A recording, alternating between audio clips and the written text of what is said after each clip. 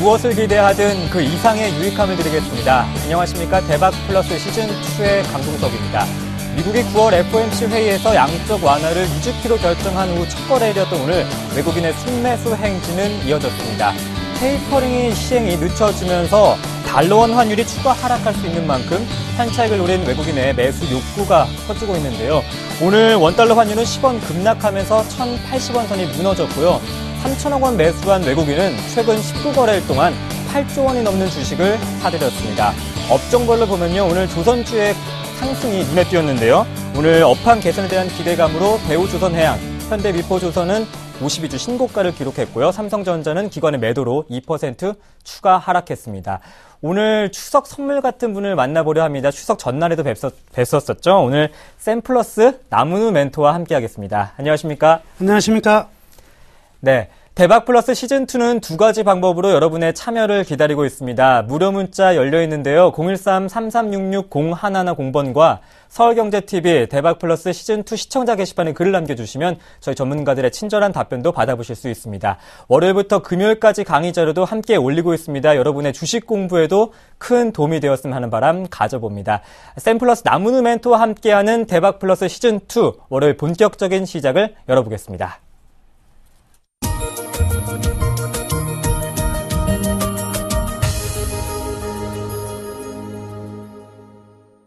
외국인의 순매수는 당연한 듯 유지되고 있지만 지수는 크게 움직이고 있지 않고 프로그램을 통해서 외국인도 들어오고 있지만 종목은 가지 않는 현상이 발견되고 있습니다. 오늘 시장 어떻게 보셨는지요?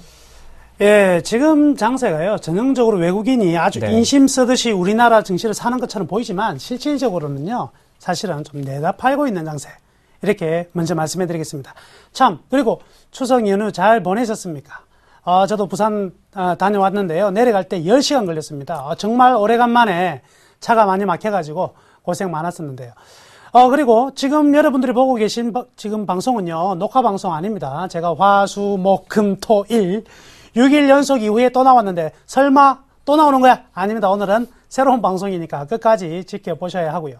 미리 말씀해 드리겠습니다. 오늘 강의는 나중에 이번 다음 주 일요일 날 부산에서 제가 워렌 버핏의 적정 주가 구하기를 강의를 하거든요. 그 교육을 하는데 그 교육의 하나의 부분들을 끄집어내 왔어요. 굉장히 좀 재밌는 내용이 될 것입니다. 그러니까 미리 한 가지만 준비하세요. 계산기, 쌀집 계산기라도 좋으니까 계산기가 없으시면 휴대폰에 계산기 기능이 있거든요. 그거라도 하나 준비하시기를 바라겠습니다. 여튼 오늘 시장의 흐름은요. 제가 타이틀을 이렇게 적어봤습니다. 외인들 앞으로 사고 뒤로 파는 형세다. 이렇게 적어놨는데요. 이게 무슨 얘기냐. 오늘 같은 경우에 외국인들 굉장히 많이 이제 또 사는 모습이 나타났습니다. 그 이전에요. 우리가 이거 한번 보자고요. 이번에 이제 우리가 연휴 기간 동안 FOMC에서 양적 완화를 조기에 축소시키지 않는다고 했죠. 우리가 예상하기로는 한 100억 달러 정도의 축소가 전부 다 예측하고 있었는데 전혀 예상이 빗나갔습니다. 그러면 시장이 만세를 불러야 되는데 전혀 만세를 부르지 않습니다. 새로운 리스크가 발생했습니다. 이는요, 무엇을 뜻하냐면, 주식 시장에서 제일 위험한 게 뭐냐면요, 모른다는 겁니다. 불확실하다는 것이거든요. 우리가 이때까지 설계한 거는, 이제 양적 완화가 이 정도 되면 조금씩 이제 축소가 되겠지라고 모든 시장이 그런 예측하에서 반응을 하고 있단 말이죠. 이 반응을 하고 있는 상황이었는데 안 한답니다. 그러면 어떻게 되는 거죠? 시장은 이제 어느 방향으로 튈지, 벤 버냉키 입에서는 무엇이 나올지를 예측할 수가 없다는 거죠. 그거 자체가 뭐냐면 아주 큰 리스크입니다. 그래서 실질적으로는 양적 완화를 조기에 종료하는 게 오히려 시장이 더 득이 되었을 건데 지연시킨 거는요. 새로운 불씨를 남겨두었다. 이제부터는 시장은 굉장히 변동성이 커질 가능성이 많아져요. 우리가 예측할 수 있는 범위 내에서 할 수가 없는 상황이 벌어졌기 때문에. 그래서 좀 더 안 좋아졌다 이렇게 보시면 되겠습니다. 자, 우선 오늘도 외국인들의 거침없는 이 매수가 있었는데 제가 타이틀로 뭐로 잡았죠? 앞으로 사고 뒤로 판다. 이거 한번 보자고요.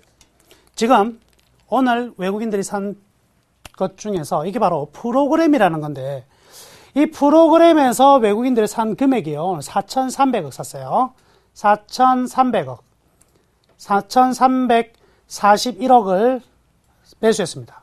그럼 외국인들은 이 프로그램을 샀다는 것은 무엇을 뜻하죠? 기계를 샀다. 기계로 시장을 샀다. 그럼 기계로 시장을 사는 이유가 두 가지 중에 하나라고요.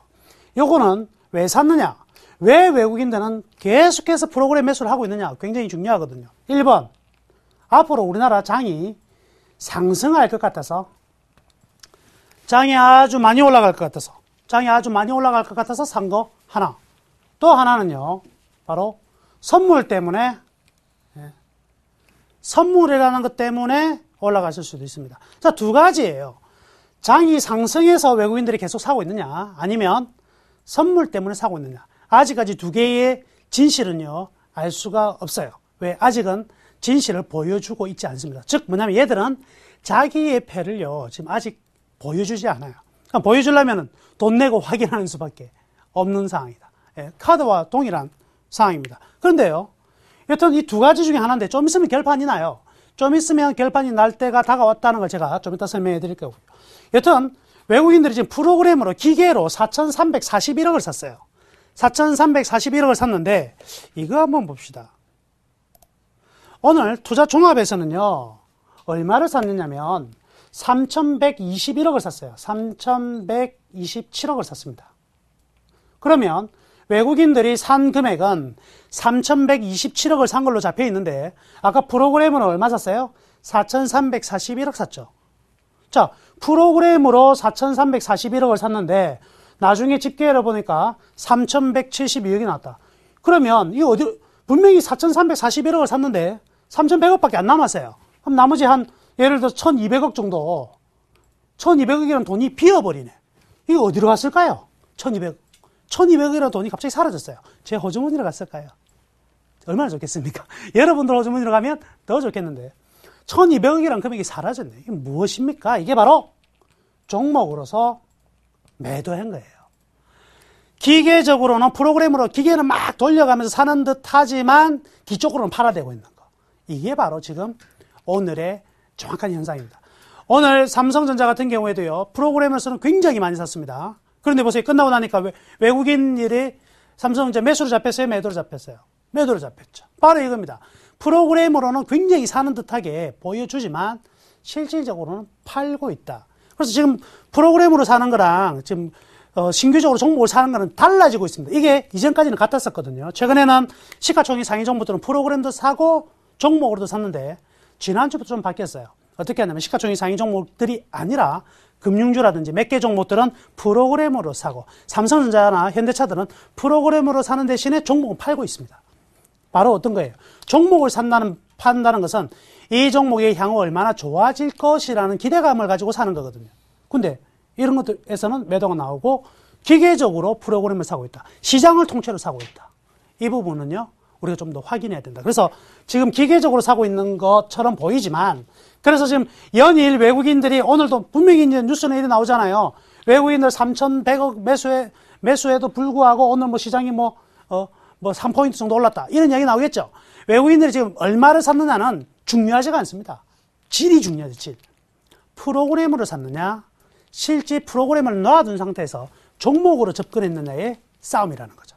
그래서 지금은 앞으로 사는 것처럼 나타나고 있지만 실질적으로 종목은 좀 팔고 있다. 이렇게 보시면 되겠습니다. 또 재밌는 사실은요, 어느새 이런 게 있는데요.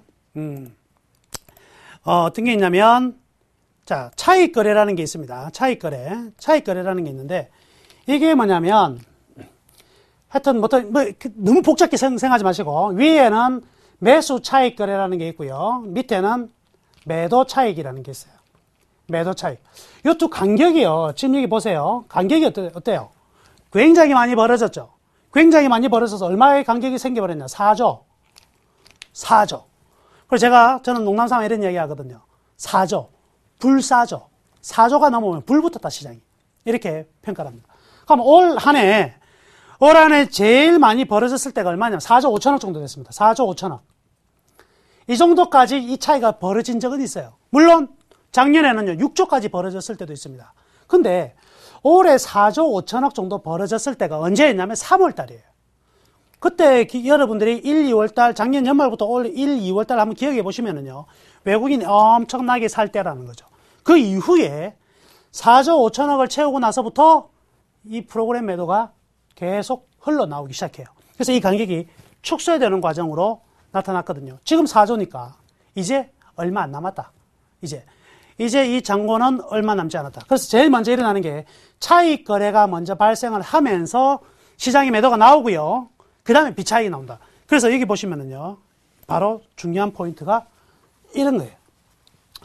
오늘 외국인들의 매수를 보시면 비차익이라는 데에서는 4,440억이 나왔지만 차익에서는 빨간색이에요, 파란색이에요. 마이너스 100억이 나왔다. 즉 이제는 차익 거래가 축소되기 시작한다. 이 소리는요, 차익 축소 이후에 비차익 축소다.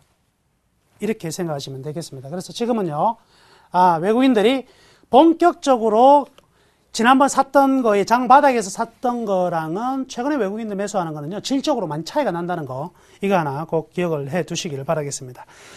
자, 오늘 가장 특징적인 부분은요, 역시 삼성전자가 되겠습니다. 그래서 삼성전자가 오늘 다소 이제 큰 폭의 하락세가 지금 전일에 이어서 또 나타났거든요. 오늘 장 초반부터 마이너스 돼가지고요, 136만 원대까지 떨어졌습니다.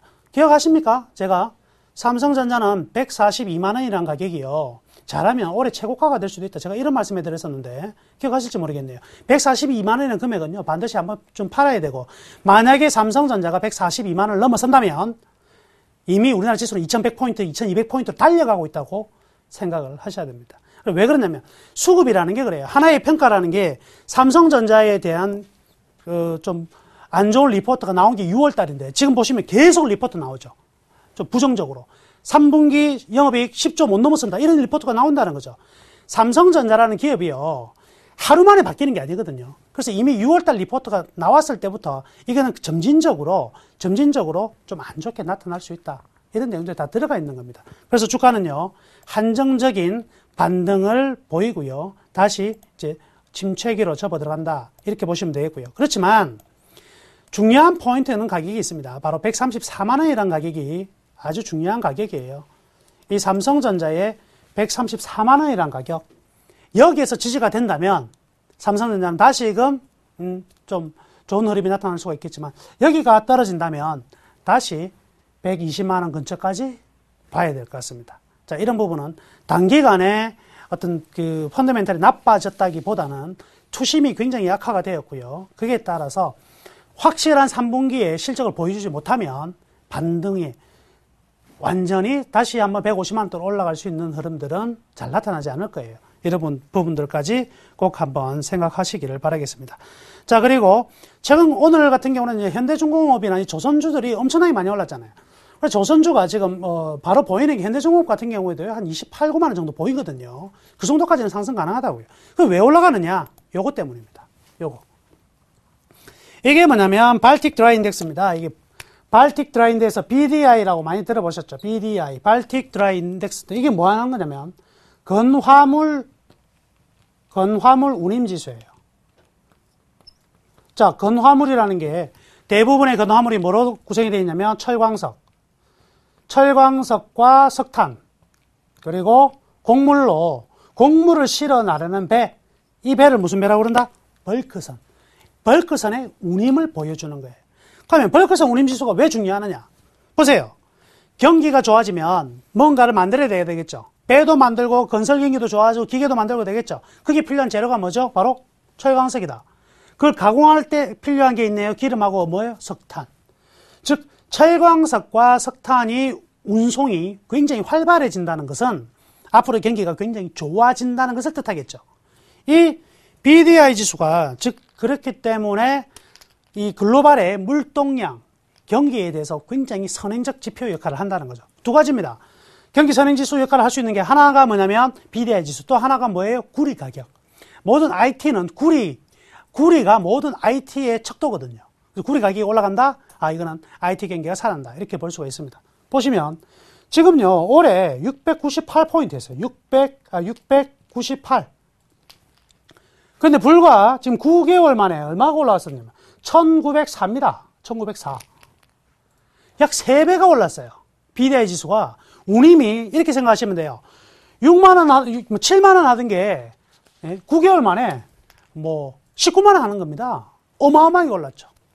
바로 이 내용이 바로 조선주와 해운주의 지표가 되는 거죠. 지금 여기 보시면 아직도 어때요?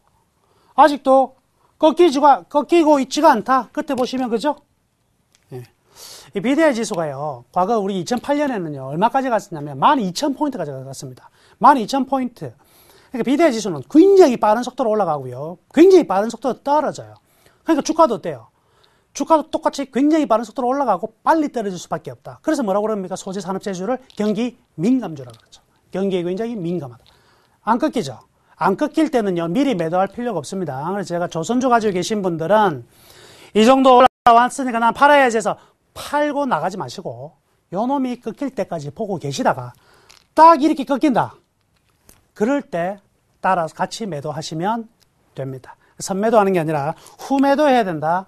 이렇게 말씀해 드릴게요. 자, BDI 지수가 계속적으로 엄청난 급등이 나오고 있다는 거 한번 체크를 해야 될 것 같고요.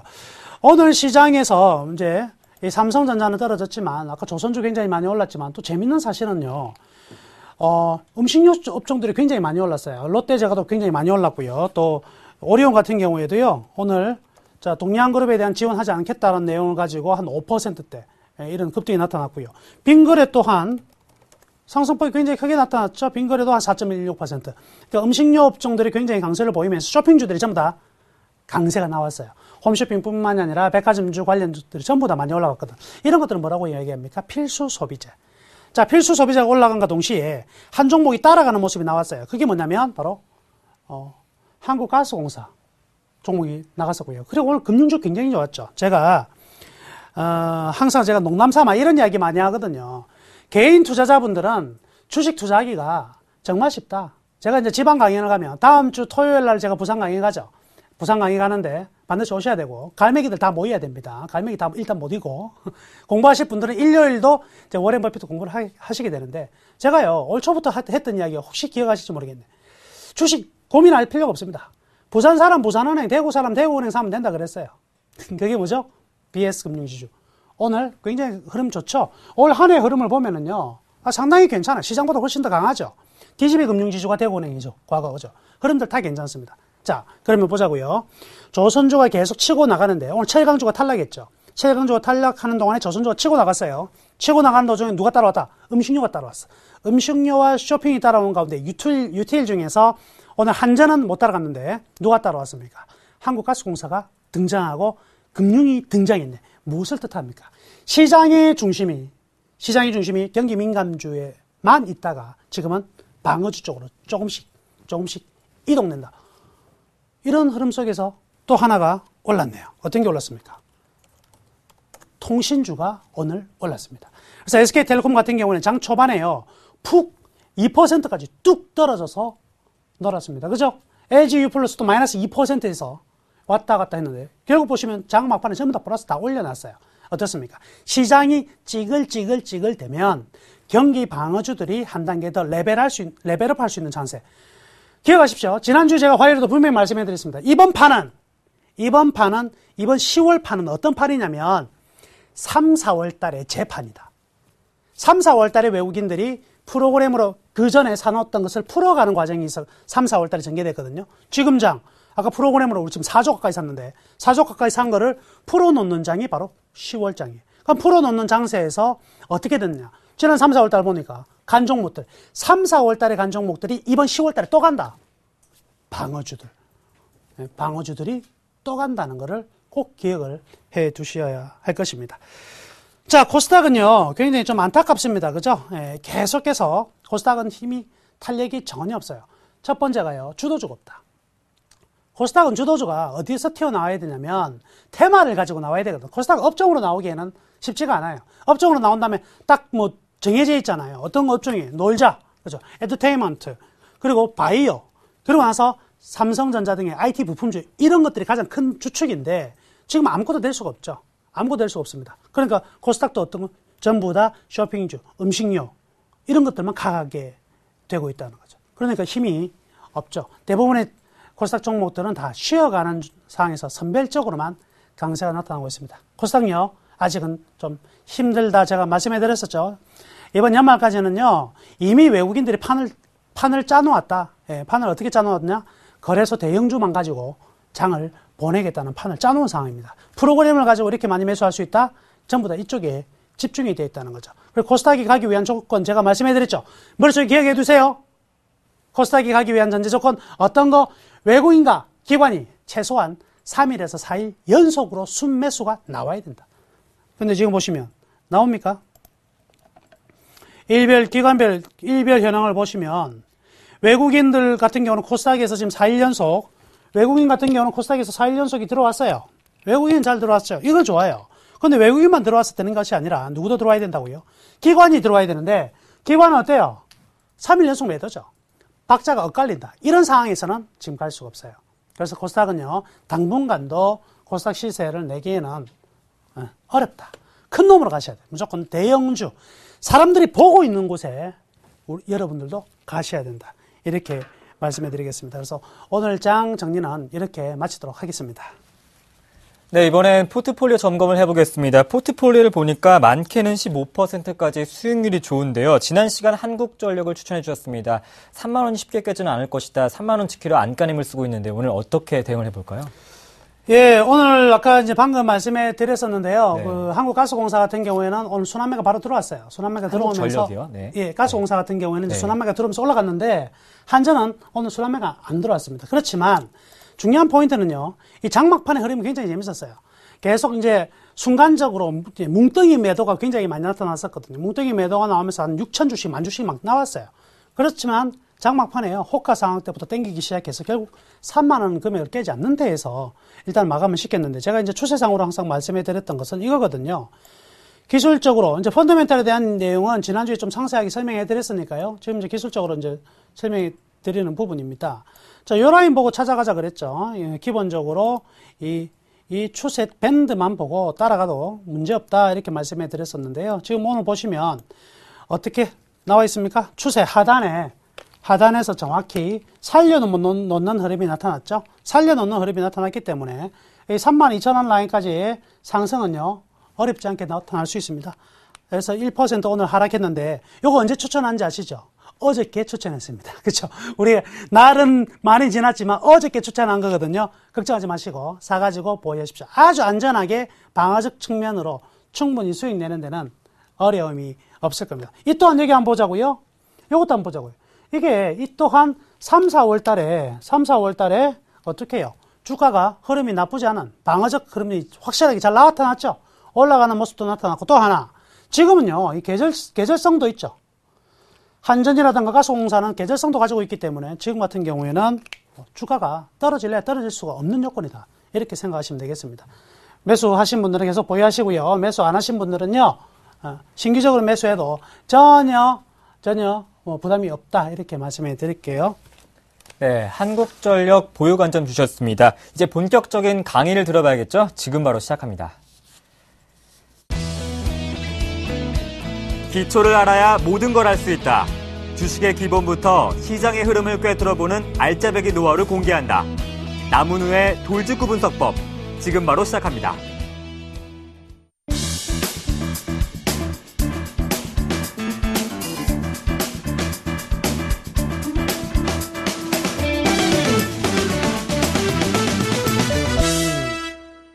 대박 플러스 시즌2 샘플러스 남은우 멘토님과 함께하고 있습니다. 오늘 어떤 내용 준비하셨나요?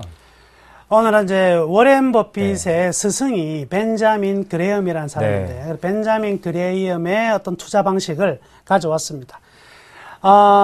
제가 이제 워렌 버핏은 어떻게 적정 주가를 구할 것인가 굉장히 좀 심도 있는 내용을 방송으로 다루기에는 정말 쉽지가 않더라고요. 그래서 오프라인을 통해서 이제 강의를 계속하면서 강의 들으신 분들이 너무 좋아하십니다. 왜냐하면 직관적으로 가격이 바로 빵빵 나와버리니까 우리가 차트를 그래서 나오는 가격이 아니라 이 회사가 보유하고 있는 실질적인 내재 가치가 바로 주가로 나타나게 되거든요. 굉장히 마술 같은 겁니다, 이거.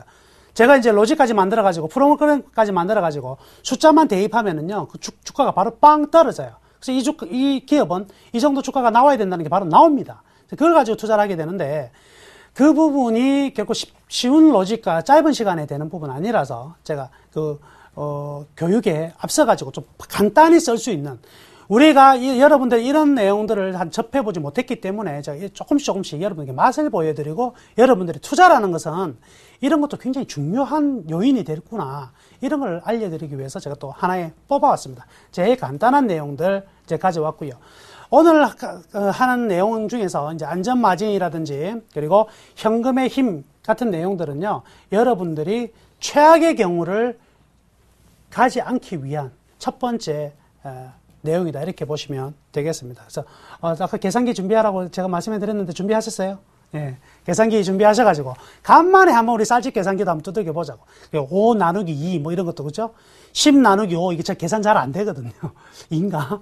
그러니까 계산기로 준비하셔가지고 오늘 한 번씩만 두들겨 보고 이 자리를 통해서 저하고 한 번만 하면은요, 여러분들은 이미 이만큼 성장해 있습니다. 저는요, 이런 내용들 있잖아요. 서울자산운용학교라고 샘스쿨이라고 이 MBA 과정에 있는 사람들이 장학생들만 모아가지고 했던 과정에 제가 빡세게 공부해서 배운 건데 여러분들에게 최대한 쉽게 설명해 드릴 거니까요. 잘 따라오시기 바라겠습니다. 자, 안전마진이라는 게 있는데요. 이 안전마진의 정의를 볼게요. 투자자 입장에서는 절대 손해를 볼 수 없는 마지노선을 안전마진이라고 합니다. 자, 이는 무엇을 의미합니까? 여러분들이 이 회사 주식을 만약에 샀을 때 얼마에 주고 사면은 절대 손해볼 수 없다. 이 회사 부도가 당장 나도 회사가 그만두고 퇴출이 되더라도 여러분들 손해보지 않는 가격, 그게 바로 안전마진이에요. 마진 오브 세이프티 해서 안전마진이라고 누가 명명을 했느냐? 바로 이제 벤자민 그레엄이라는 사람이 이제 명명을 했습니다. 이 사람이 누구라고요? 이 사람이 워렌 버핏의 스승인데, 워렌 버핏이 그랬죠. 자기 투자의 모든 기본은 80%에서 85%는 누구한테 배웠다? 벤자민 그레엄이라는 사람을 통해서 자기의 투자의 철학을 만들었어요. 그리고 나머지 10% 이상을 누구한테 배웠다? 바로 필립 피셔라는 사람을 통해서 자기 투자가 완성이 됐다 그러는데, 일단 뭐 벤자민 그레엄이라는 사람하고요, 우리 이제 워렌 버핏, 그죠? 워렌 버핏. 우리 항상 제가 강조하지만 우리 워렌 버핏이 운영하는 회사 벅셔 해스웨이 주식 한 주라도 사봐야 될 거 아닙니까? 삼성전자 한 주가 아니라 우리 워렌 버핏 회사 벅셔 해스웨이 이런 회사 주식 한 주 사보자고요. 근데 한 주가 얼마라고 그랬습니까? 기억나세요? 네, 1억 8천. 예, 세계에서 제일 비싼 주식입니다. 1억 8천만 원입니다. 예, 좀 되죠? 예, 제 소원이 그 100주 사보는 게 제 소원이에요. 그런데 워렌 버핏은요, 그거 인수할 때 48달러 인수, 4만 8천 원 가지고 사가지고요, 1억 8천 만들어놨어요. 대단한 사람이죠. 그 엄청난 회사 직원이 몇 명이게요? 16명입니다. 그 엄청난 회사의 직원은 16명. 즉, 그렇다면 우리가 투자함에 있어가지고 어마어마하게 많은 사람들이 필요한 게 아니구나. 그거예요. 그걸 말한다는 거거든요. 그리고 왜 워렌 버핏이라는 사람이 왜 재밌냐면 바로 그런 겁니다. 어마어마하게 많은 두뇌들을 섞어가지고 막 이렇게 훈련을 시키고 다듬어가지고 데이터, 방대한 양의 데이터를 가지고 만들어낸 투자가 아니라는 거죠. 몇 명이면 된다는 거예요. 자기 혼자만 해도 되는 하나의 로직을 가지고 있어요. 이 로직이 그러니까 굉장히 매력적이라는 거죠. 바로 그런 부분이거든요. 근데 차이는 있어요. 벤자민 그레엄이라는 사람은요, 항상 넉마주의예요. 가장 싼 종목을 너무 이게 적정 가치보다 가장 싼 주식을 사는 거예요. 말도 안 되게 왜 이리 싸지 하면 담는 게 이 벤자민 그레엄인데, 워렌 버핏은 뭐라고 이야기합니까? 좋은 주식을, 워렌 버핏도 원래는 벤자민 그레엄처럼 그랬어요. 예, 벤자민 그레엄처럼 전부 다 이제 싼 것만 이렇게 담아갔었는데 바뀌었죠. 바뀌면서 어떻게 됐냐면 좋은 주식을 적정한 가격에 주고 사는 게 좋은 투자다라고 바꿔버립니다. 그게 이제 워렌 버핏 스타일이에요. 그래서 무조건 여러분들이 생각하는 가치 투자하면 막 굉장히 지겹고, 주식 사면은 뭐 몇 년 동안 그냥 가지고 있어야 될 것 같고, 그리고 뭐 이상한 종목 거래도 없는 거, 뭐 옛날 같으면은 무슨 방직 회사들 이런 것들, 그죠? 이런 것들 사가지고 뭐 10년간 자식한테 상속해야지, 이런 생각 하시는데 천만의 말씀입니다. 가치 투자는 그런 투자가 아니에요. 여러분들이 알고 있는 가치 투자는 착각이다. 지겹고 지루하고 재미없는 종목만 가지고 투자하는 게 가치 투자. 천만의 말씀. 무슨 말씀 하십니까? 요즘에는요, 가치 투자를 정확하게 따라서 하는 투자자들이 워낙에 많기 때문에 가치 투자가 되면 바로바로 접근이 돼요. 아시겠습니까? 그래서 지금은요, 예전에는 가치 투자해서 못 먹고 살았다 이랬는데, 지금은요, 가치 투자가 시장에서 바로바로 효율적으로 다가오면서 주가가 반응을 해버려요. 그래서 가치 투자는 굉장히 재밌는 투자입니다. 자, 여튼요, 벤자민 그레엄이라는 사람은 철저한 싸구리를 좋아한다 그래서 철저하게 싸구리를 좋아한다는 건데 어느 정도 싸구리를 좋아하는지 한번 보자고요. 이렇게 났습니다. 이 사람은 자기는 주식을 살 때, 자, 안전마진이라는 것을 계산할 때 시가총액이라는 것에서 현금성 자산, 매출, 채권, 재고 자산. 이게 뭐냐면 이쪽에 이제 자산이에요. 이 회사의 그냥 자산 개념이고 자산에서 부채를 뺀 금액만큼은 가지고 있어야 된다. 이게 안전마진이라고 그랬어요. 그래가지고 요거를 이제 최근에는 이제 많이 이제 회계제도가 바뀌면서 어떻게 쓰냐면 시가총액에다가 자, 유동자산, 유동부채를 뺀 금액만큼이 바로 이 회사의 안전마진이다. 저 안전마진만을 가지고 투자를 한다. 이거예요. 근데 이게 재밌는 게요. 이 수정 안전마진은, 잘 보세요. 시가총액은 이 회사를 통째로 인수할 수 있는 거예요.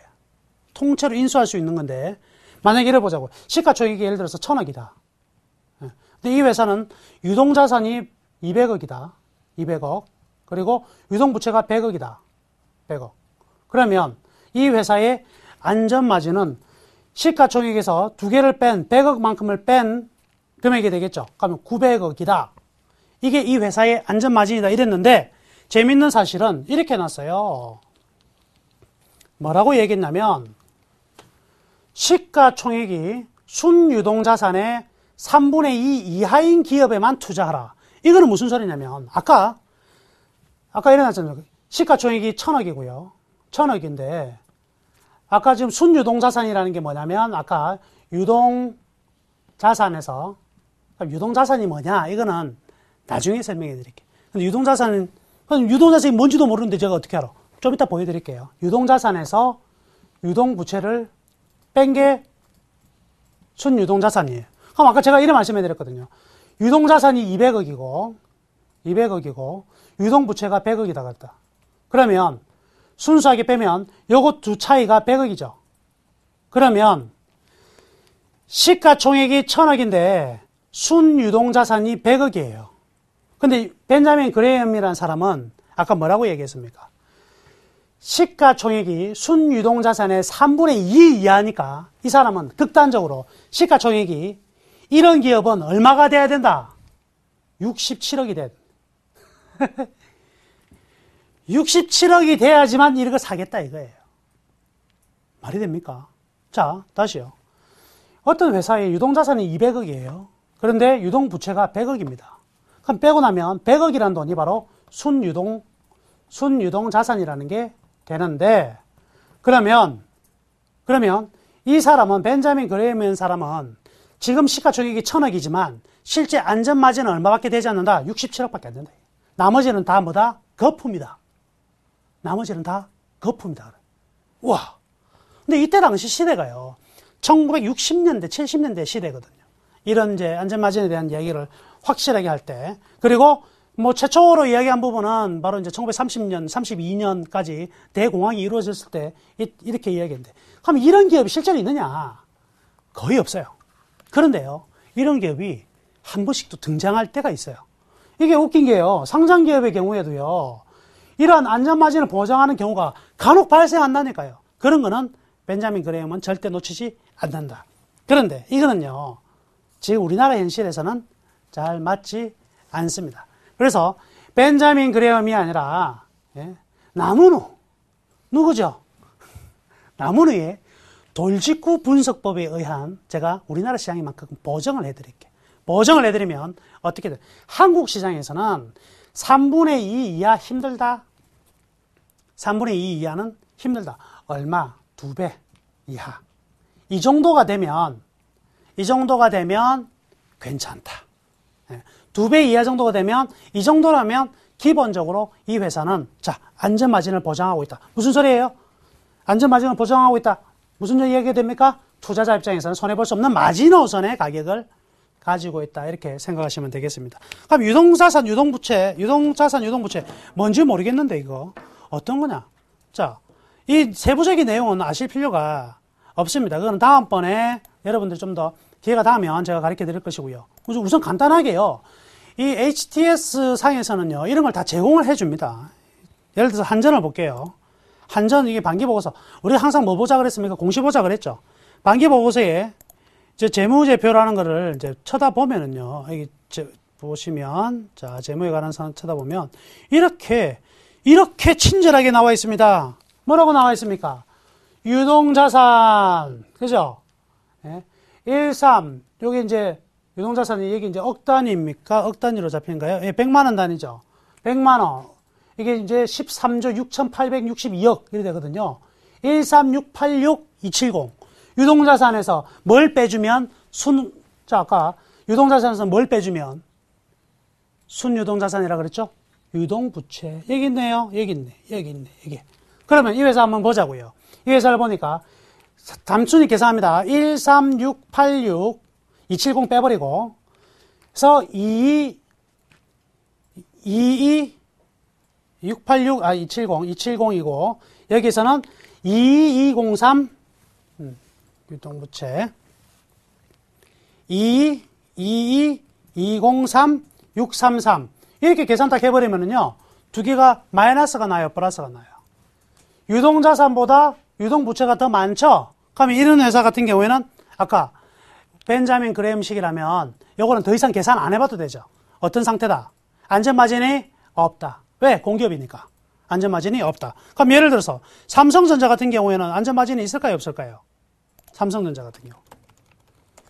이런 회사는요, 안전마진이 무조건 나오겠죠. 자, 보겠습니다. 반기보고서를 다시 한번 봐서 여기다가 똑같이 제가 보여드리면은요. 자, 이게 나오네요. 이 회사의 유동자산. 이렇게 나오네요. 삼성전자는 공기업이 아니니까 무조건 여기 보시면 104, 790, 421. 104, 790. 요까지 맞게요. 여기서 보면 유동부채 나오죠. 유동부채 53276. 53276. 이렇게 빼버리면은요. 그냥 바로 빼버릴게요. 그냥 이렇게만 하면 51, 이래 나가네. 예. 맞죠? 바로 이제 이 51 나가면, 얼마가 될까요? 51조. 여기 지금 100만, 1억, 10억, 100억, 1000억, 1조. 예. 51조라는 금액이 나와요. 바로 51조. 그럼 제가 뭐라고 그랬습니까? 이 회사의 안전마진은 51조가 나왔죠? 그러면 우리 다시 이렇게 한번 돌려보자고요.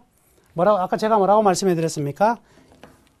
여기에 곱하기 2배가 뭐보다 작으면? 시가총액보다 작으면. 이해하겠죠? 그러면 삼성전자의 51조의 순유동자산이 곱하기 2 하면 100조. 근데 지금 보세요. 시가총액이 우리가 삼성전자 200조, 230조까지 갔었죠? 그러면 지금 한번 비교해 보시라고요. 안전마진은, 삼성전자의 안전마진은 얼마라고요? 100조예요. 100조. 그럼 지금 가격은 얼마? 200조. 그럼 안전마진에 비해서 가격이 어때요? 굉장히 비싼 가격. 그러니까 삼성전자는 벤자민 그레엄이나 워렌 버핏 같은 사람은요, 죽었다 깨어나도 사지 않는다는 겁니다. 요거는 성장성을 보고 다가가는 거죠.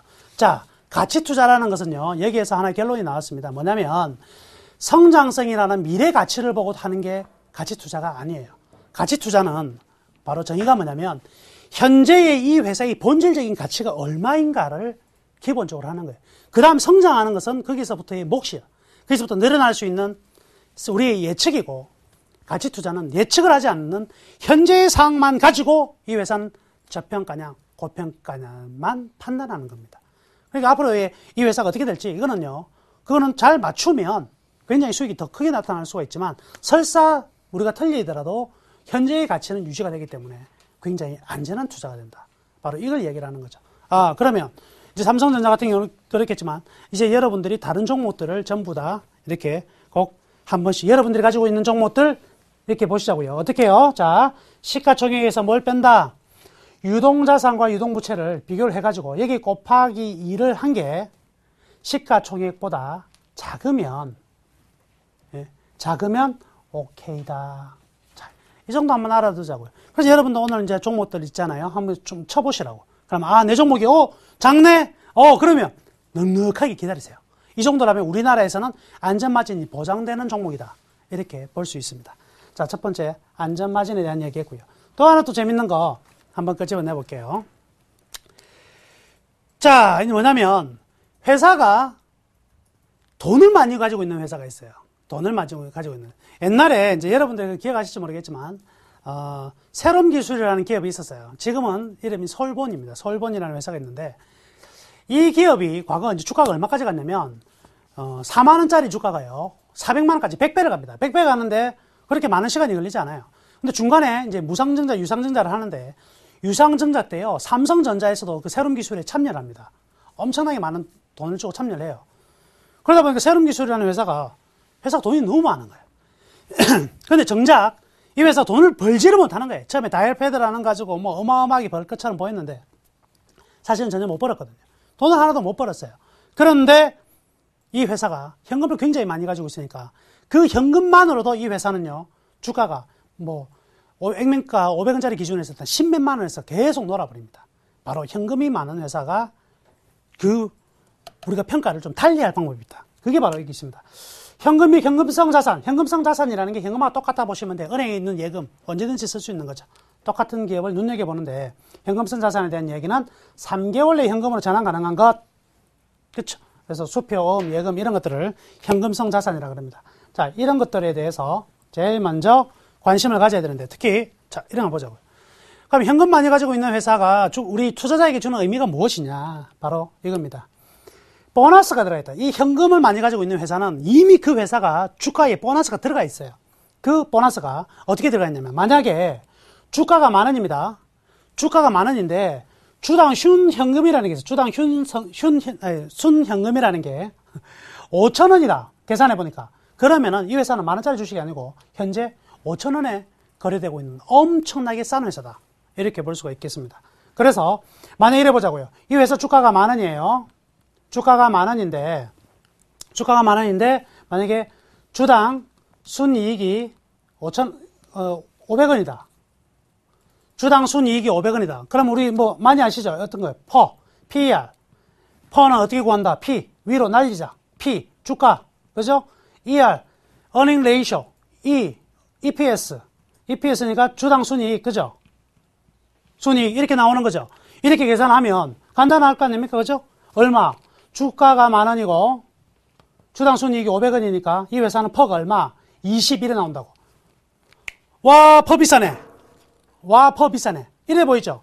그러니까 이 퍼가 20 나오니까 이 비싸서 안 돼, 이거. 안 사. 그런데 이 회사가 주당 순이익금이 5,000원을 가지고 있어요. 5,000원을 가지고 있네? 그럴 경우는 어떻게 되죠? 주가가 만 원이 아니고 5,000원인 거죠. 그러면 퍼가 얼마로 나온다? 10. 이 회사 주식 싸네. 이렇게 되는 겁니다. 바로 이거예요. 그래서 진짜 이 회사의 진짜 퍼가 얼마냐는 현금을 많이 가지고 있는 종목들은요. 바로 이런 거 가지고 우리가 새로이 산정을 해야 된다. 자, 기업의 예를 한번 들어봤습니다. 로엔이라는 기업인데요. 이거 이제 기업의 내용은 여러분들이 한번 찾아보시고 로엔이라는 기업에 보니까 현금성 자산이 이렇게 나와요. 36214,501 나오고요. 이 계산 방법이 어떻게 되느냐면 주당 순현금이라는 것을 구하는데, 자, 이래 보면 현금에다가 뭘 빼준다? 비유동부채만 빼주고 발행주식수로 나누면 돼요. 이 공식은, 자, 이 자료는요, 홈페이지에 있거든요. 다운받아가지고 오늘 보시면서 다 따라해 보셔야 돼요. 제가 우리 방송상 시간 다 상세히 설명 못 해드리더라도 반드시 따라해 보시길 바라겠습니다. 자, 현금성 자산에다가 빼준다. 뭘 빼준다? 비유동부채. 비유동부채를 빼주고 나면 금액이 나타나요. 자, 계산법입니다. 막 뭔지 모르겠다. 이거 모르겠다. 생각하지 마시고 딱 그냥 가격만 빼주세요. 더하기 빼기만 하시면 됩니다. 계산기가 두드러는 거예요. 362,148,501에서 자, 비유동부채값 712,799를 빼면 361,435,702가 나. 여기서 뭐만 나누면 된다? 유통주식수. 유통주식수만 나누면 이 회사는 한 주에 얼마의 현금이 붙어 있는지가 바로 나와요. 자, 그러니까 이게 지금 적어놨습니다.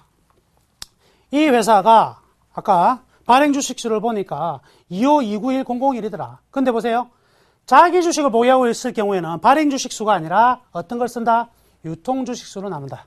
이거는 기억해 두시면 되겠습니다. 그러니까 주당 순현금이 이렇게 나오죠.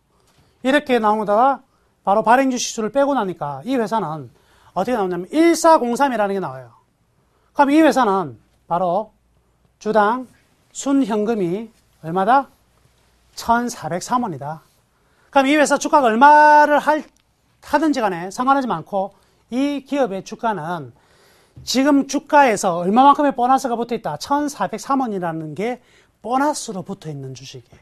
만약 이런 주가가 이렇게 1,403원으로 할인된 가격이 있다면 지금 만약 이 회사가 뭐 퍼가 15다. 그러면 1,403원을 빼줘야 되겠죠. 이렇게 되면 이게 12로 이렇게 퍼가 떨어질 수가 있어요. 바로 이렇게 적정 주가를 보정을 해 나가는 게 그게 바로 이제 프로들이 할 수 있는 겁니다. 바로 여러분들이 이제부터 해 나가야 될 과정들이 바로 이런 내용이죠. 자, 한 번에 이해하기가 쉽지는 않았을 것 같은데요. 그래도 다시 보기를 통해서 그리고 일단 먼저요. 자료를 다운받으세요. 자료를 다운받으셔가지고 계산기 꺼내 놓으시고 똑같이 하시면서 보시면 한 번만 해보시면 이해가 되실 겁니다. 혹시 도저히 모르겠다 싶으면은요. 제가 다시 돌아올게요. 다시 돌아와서 다음 실내를 또 한 번 보여드리도록 하겠습니다. 자, 그리고 오늘 이제 추천 종목 하나 가지고 왔습니다. 오늘의 추천 종목은요. 삼성 테크윈입니다. 삼성 테크윈. 자, 삼성 테크윈 같은 경우는 지금 주가가 굉장히 좀 최근 들어서 좀 떨어져 있는 상황입니다. 떨어져 있는 상황인데 지금 IT의 대안이라고 저는 봐요. 삼성전자, 삼성전기 등의 대안으로서요. 삼성 테크윈의 가치 굉장히 크다. 이 반도체 부분도 있고요. 이 방산 부분이 굉장히 좋죠.